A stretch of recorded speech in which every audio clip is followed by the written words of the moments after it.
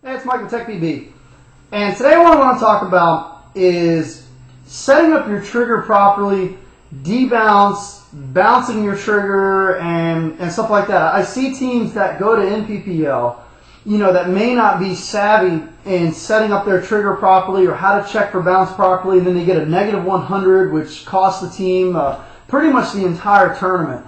It happened one time when I was teching. I was teching at NPPL Tampa. The Oakland Blast just got off a huge win at Huntington Beach, and they went to NPPL Tampa, and I watched it happen right there in the pits. I was teching with Terry and Jason Watson and Danny and Joe, and I saw this one minute adjustment on the trigger caused Zach Long to go out and get a negative 100, which basically bombed him out of that tournament. And and I'm not going to say that he doesn't know better. I mean, Zach's a fucking genius, and the people that set it, Terry Fong set his gun up and stuff like that is also a genius. But they were in such a rush that they never double checked his trigger to make sure it didn't bounce. His mark bounced and he got a negative 100. And this was at the NPPL in Tampa last year.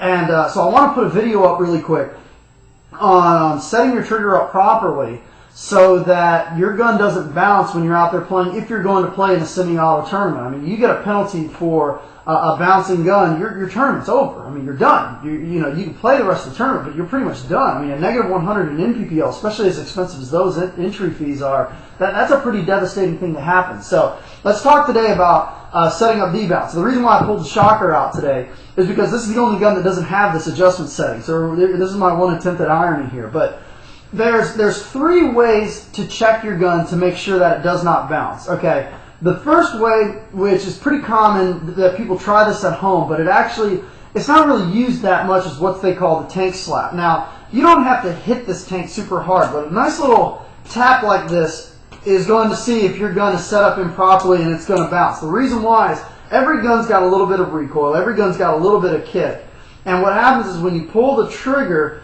as your gun recoils and goes backwards, the weight of the trigger backwards, and as the gun bounces off of your shoulder like this, so it's going to give a little bit. So as you're shooting, your gun's going to bounce off your shoulder a little bit. As you pull the trigger back, the gun shoots, and then as the gun bounces off of your shoulder, bounces off your skin, that could cause the trigger to accidentally pull one more time, or your board to interpret it as another shot. So it could be a boom, boom, boom, so boom, boom. So you pull it, it goes back, and then as the gun goes forward, boom, it shoots again. So that's the tank slap test. The other way, which is very common, is the slow pull test. Now, electronics and paintball guns, with the exception of the shocker, have gotten to the point to where this test is not that reliable anymore. The slow pull test is not that reliable anymore. Most of the programmers now have figured out how to prevent the slow pull test from accidentally firing two shots. And how this happens is you have to understand, inside of a trigger, you've got metal contacts, okay? The metal contacts touch and the gun shoots, the metal contacts separate and the gun does not shoot. But as we've all known, if you've ever walked through a department store or ever walked around in your house, there's static electricity, and electricity does arc, and you guys seen, like the Tesla coils and stuff like that, okay, that can sometimes happen on your micro switch, okay? Your gun may shoot, but then as the contacts slowly start to separate, there may be a very small arcing that happens in between the contacts, and your board may interpret that as another shot. Okay, electricity is going to go through. If you can imagine, I've got lightning beams between my freaking hands here. Okay, everything's shooting here between here. If that electricity arcs across, the board may interpret that as a connection and shoot again. So maybe fire, another shot goes out. So that's what debounce is meant to control.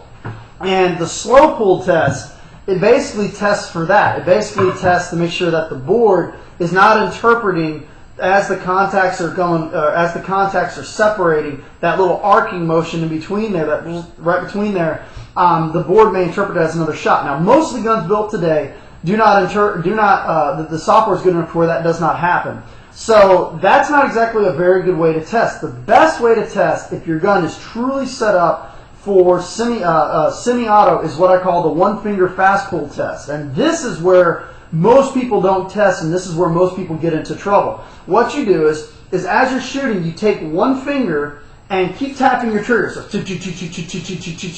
you're going to find out right away if your trigger is set up properly, usually by about the 4th or 5th shot, because what may happen is pow, pow, pow, pow, pow, pow.